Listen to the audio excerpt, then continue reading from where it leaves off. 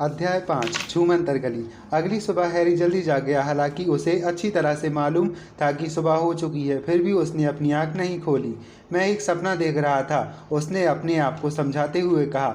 मैंने सपने में देखा कि हैग्रिड नाम का एक भीमकाय आदमी आया और उसने मुझे बताया कि मैं जादूगरों के स्कूल में पढ़ने जा रहा हूँ, लेकिन जब मैं अपनी आंख खोलूँगा तो खुद को घर की अपनी अलमारी में पाऊँगा।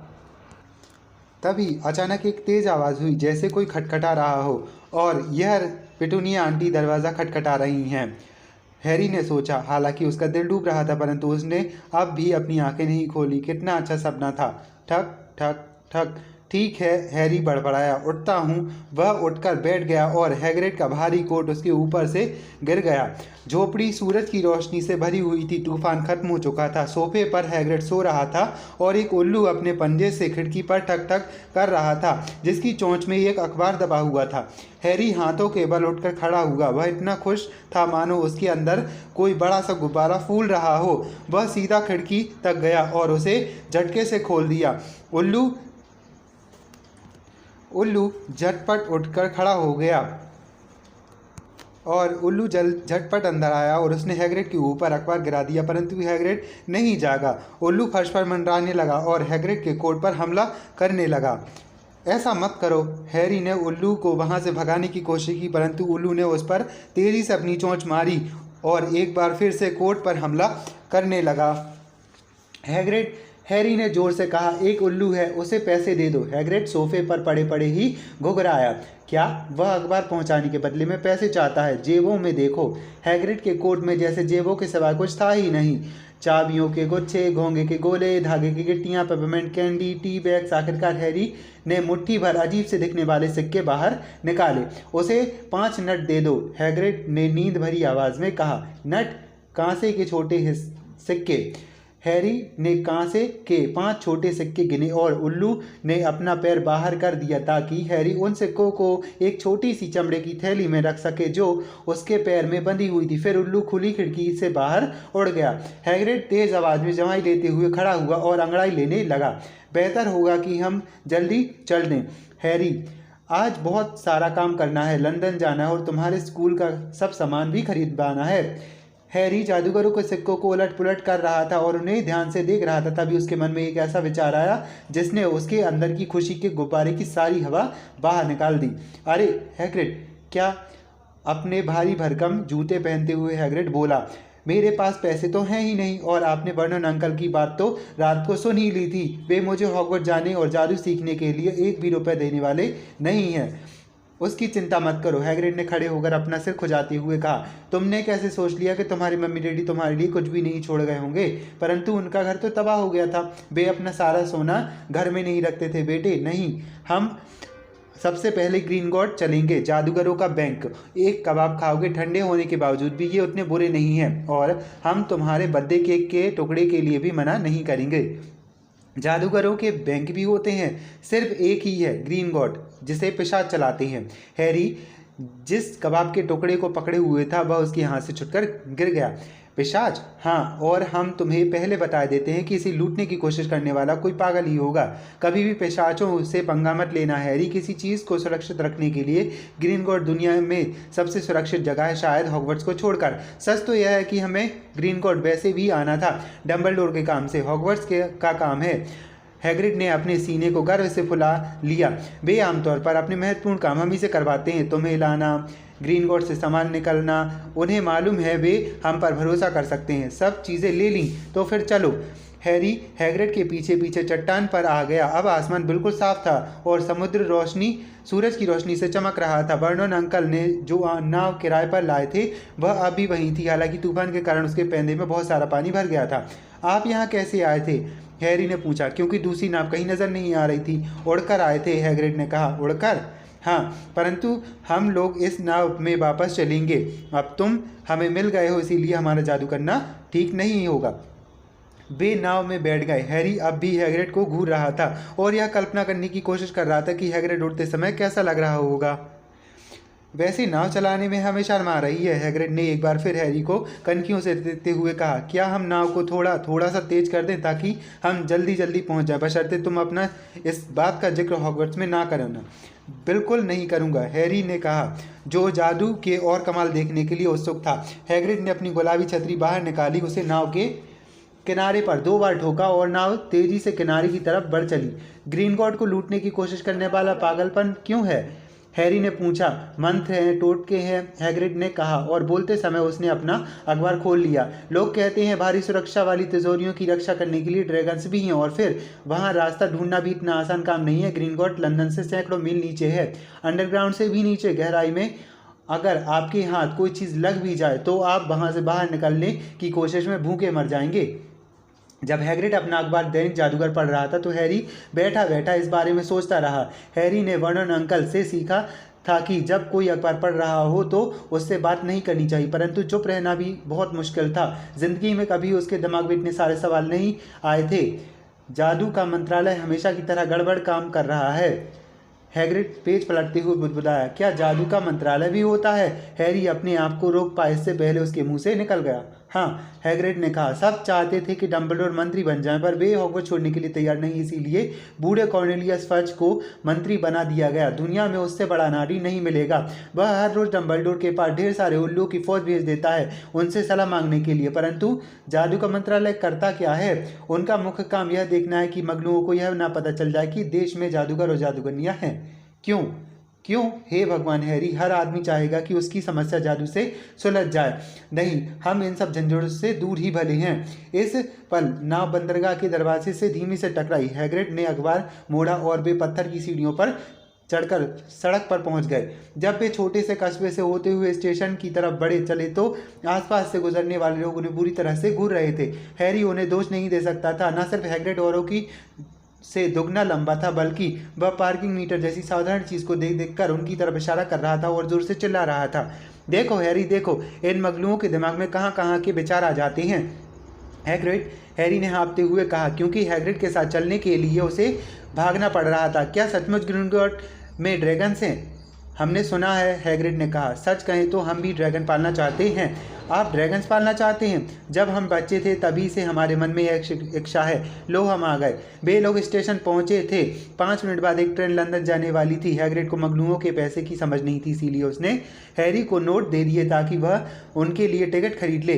ट्रेन में लोग उनकी तरफ और भी ज़्यादा घूर रहे थे। हैग्रिड 2 सीटों पर बैठा हुआ था और पीले गोल तंबू जैसी कोई चीज़ बुन रहा था। तुम्हारे पास तुम्हारी चिट्ठी है ना हैरी? उसने फंदे गिनते हुए कहा। हैरी ने लिफाफे को अपनी जेब से बाहर निकाला। ठीक है, हैग्रिड ने कहा, इसमें वह सारा सामान लिखा है जिसकी तुम्हें ज़रूरत है। हैरी ने कागज़ के दूसरे टुकड़े को खोलकर देखा जिसे उसने पिछली रात नहीं पढ़ा था। इसमें लिखा था, हॉगवर्ट्स जादूगरी और तंत्र का विद्यालय, यूनिफॉर्म, फर्स्ट ईयर के बच्चों को इन चीज़ों की ज़रूरत होगी।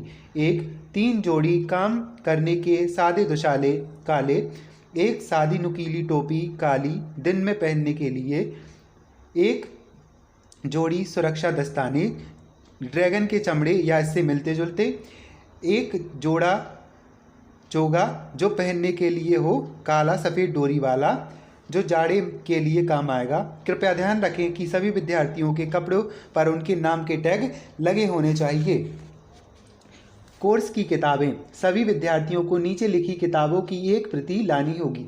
मंत्रों की शुरुआती किताब भाग 1, वेरेंडा गोशॉक, जादू का इतिहास बथेल्डा बैकशॉट, जादुई किताब एडलवर्ड वेफलिंग, रूप परिवर्तन की शुरुआती किताब एमरिक स्विच, 1000 जड़ी बूटियाँ और फफूंदियाँ फिलिल्डा स्पेयर, जादुई काढ़े आर्सेनिक जिगर, विचित्र जानवर और उन्हें कहाँ ढूंढे न्यूट स्कैमेंडर, गुप्त कलाओं से रक्षा क्विंटन प्रिमलिन, अन्य सामग्री 1 जादुई छड़ी, 1 कढ़ाई जस्ते की स्टैंडर्ड साइज 2, 1 जोड़ी कांच या स्फटिक की शीशियाँ, 1 दूरबीन, 1 जोड़ी पीतल के तराजू।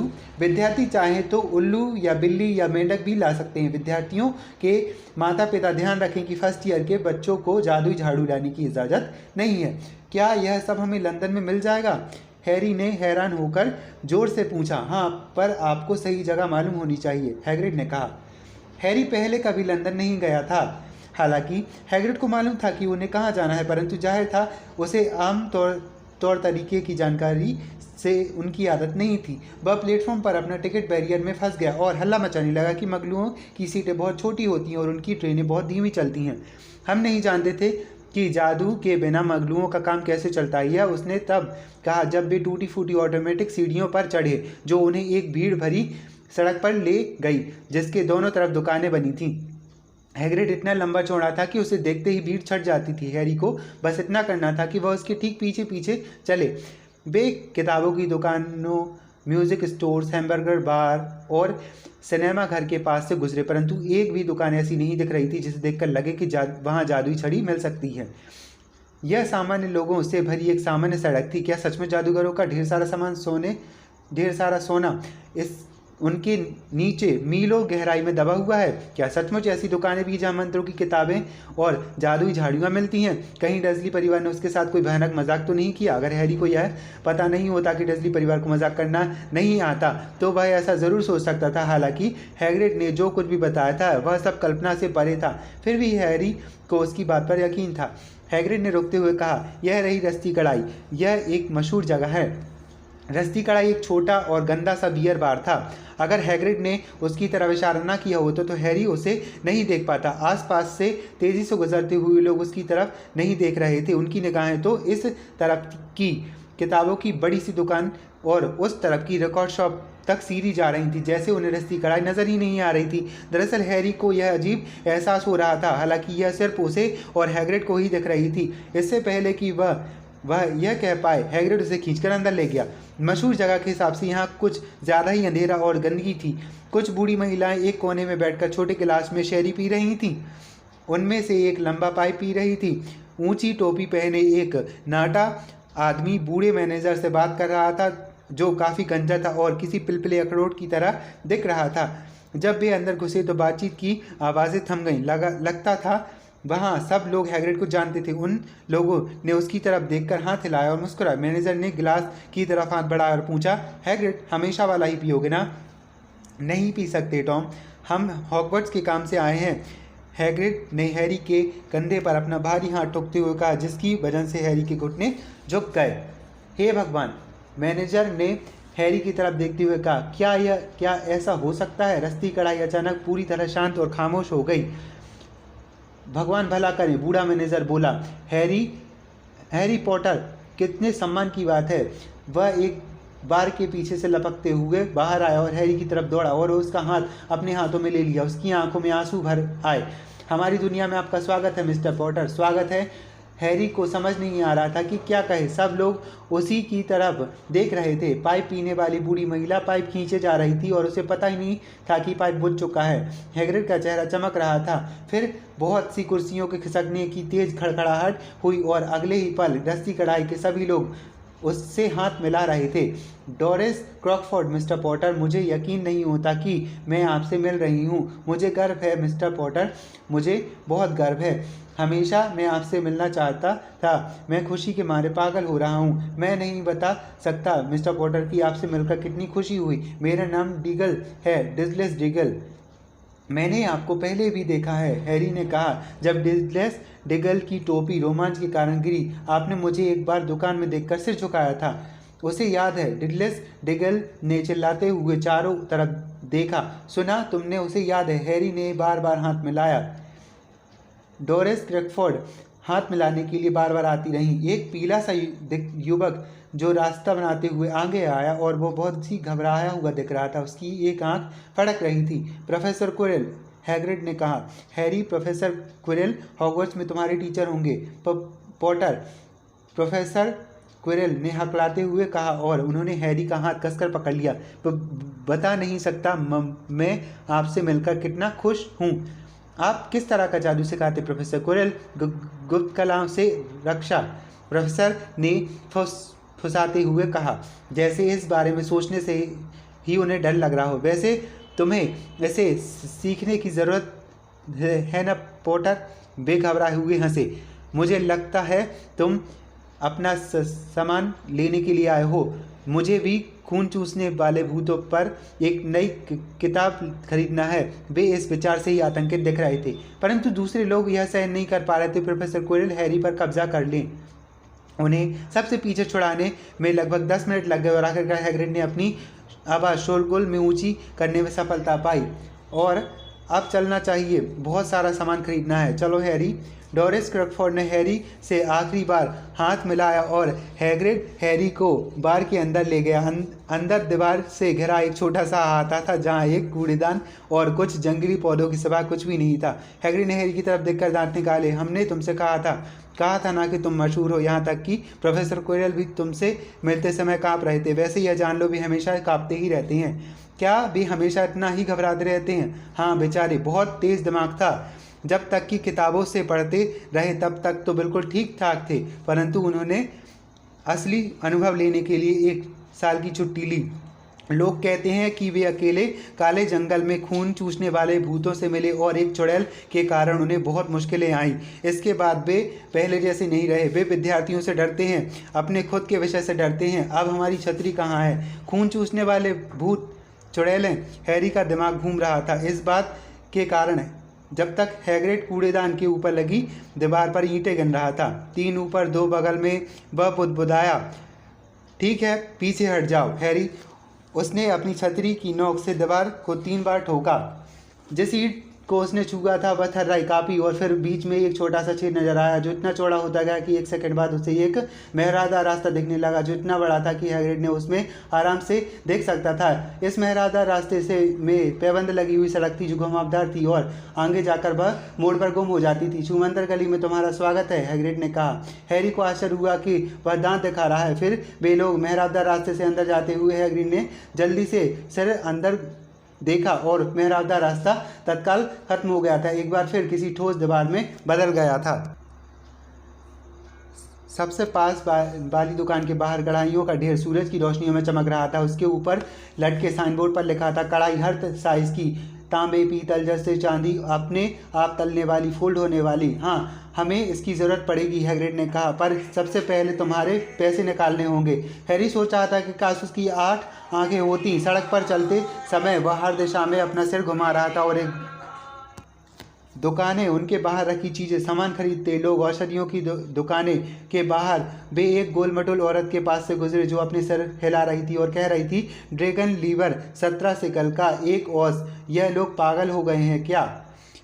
एक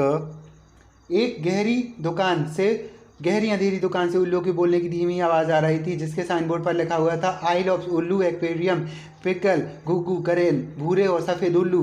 हैरी की उम्र के कई बच्चे एक खिड़की पर अपनी आँख और नाक रगड़े हुए बैठे थे जिसके अंदर जादुई झड़ी रखी थी। देखो, हैरी ने एक को कहते सुना, नई निम्बस 2000 सबसे तेज़। वह पर ऐसी दुकान थी जहां दुशाले और दूरबीन बिक रहे थे और चांदी की अजीब से यंत्र भी थे जिन्हें हैरी ने पहले कभी नहीं देखा था। खिड़कियों से चमगादड़ के सुई लेंस और रील मछली की आंखों के ढेर लगे हुए थे। मंत्रों की किताब के गट्ठर, चमड़े के कागज़ के रोल और कलमें, जादुई काढ़े की बोतलें, चंद्रमा की ग्लोब। ग्रीन गॉड, हैग्रिड ने कहा। वे एक बर्फ जैसी सफ़ेद इमारत के पास पहुंच गए थे जो बाकी सभी दुकानों में सबसे ऊंची थी। उसके कांसे के चमकते दरवाजे के पास लाल और सुनहरी यूनिफॉर्म पहले हुए खड़े थे पिशाच। हाँ, पिशाच हैं, हैग्रिड ने धीमे से कहा जब वे लोग सफ़ेद पत्थर की सीढ़ियाँ चढ़ते हुए उसकी तरफ बढ़े। पिशाच हैरी से कुछ इंच नाटा होगा। उसका चेहरा सांवला और चालाक था, उसकी दाढ़ी नुकीली थी और हैरी ने देखा कि उसकी उंगलियां और पैर बहुत लंबे थे। जब वे लोग अंदर घुसने लगे तो उसने सिर झुकाकर उनका अभिवादन किया। अब उनके सामने एक और दरवाज़ा था जो चांदी का था और उस पर यह शब्द लिखे थे, अंदर आइए अजनबी, परंतु ध्यान रखिए आप, लालच होता है महापाप। क्या वे लोग जो योग्य नहीं होते क्योंकि वे लेते हैं, वे वक्त आने पर उनकी सबसे बड़ी कीमत है देते। इसलिए अगर आप खोज रहे हैं हमारे फर्श के नीचे वह खजाना जो आपका नहीं है, ना आगे ना पीछे, तो चोर महाशय आपको चेतावनी दे दी गई है, रहना सावधान, आपको खजाना ही नहीं कुछ और भी मिलेगा, इसका रखना ध्यान। जैसा हमने कहा था, इसे लूटने की कोशिश करना पागलपन ही होगा, हैग्रिड ने कहा। जब वे चांदी के दरवाजे से अंदर आए तो पिशाच की एक जोड़ी ने उन्हें सलाम किया और अब वे संगमरमर के एक बड़े से हॉल में थे। 100 से भी अधिक पिशाच एक लंबे काउंटर के पीछे ऊंचे स्टूल पर बैठे मोटे मोटे लेजरों में लिख रहे थे, पीतल के तराजुओं में सिक्के तोल रहे थे, आंखों पर लेंस लगाकर कीमती रत्नों की जांच कर रहे थे। हॉल से बाहर जाने वाले दरवाजे इतने सारे थे कि उन्हें गिना नहीं जा सकता। बहुत से पिशाच वहां पर खड़े थे और दरवाजे से आने जाने वाले लोगों की मदद कर रहे थे। हैग्रिड और हैरी काउंटर की तरफ बढ़े। गुड मॉर्निंग, हैग्रिड ने एक खाली बैठे पिशाच से कहा। हम लोग मिस्टर पॉटर की तिजोरी से पैसे निकालना चाहते हैं। आपके पास उनकी चाबी है सर? यहीं कहीं होगी, हैग्रिड ने कहा और फिर वह अपनी जेब पर सामान काउंटर के ऊपर खाली करने लगा। ऐसा करते समय कुत्ते के फफूंद लगे बिस्किट पिशाच के रजिस्टर पर गिर गए। पिशाच ने अपनी नाक से कोड़ी। हैरी ने देखा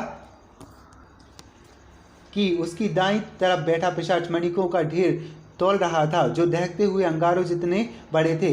मिल गई, हैग्रिड ने कहा। उसके हाथ में एक छोटी सुनहरी चाबी थी। पिशाच ने इसे करीब ले जाकर ध्यान से देखा। यह ठीक दिख रही है और हम प्रोफेसर डम्बलडोर की चिट्ठी भी लाए हैं, हैग्रिड ने अपने आप को महत्वपूर्ण दिखाते हुए कहा, अपना सीना बाहर निकालते हुए। यह उसके बारे में है जिसे आप जानते हैं, तिजोरी नंबर 713। पिशाच ने उस पत्र को ध्यान से पढ़ा। बहुत अच्छा, उसने हैग्रिड को पत्र वापस करते हुए कहा। मैं आपके साथ किसी को भेज देता हूं जो आपको इन दोनों तिजोरियों तक ले जाएगा। ड्रैको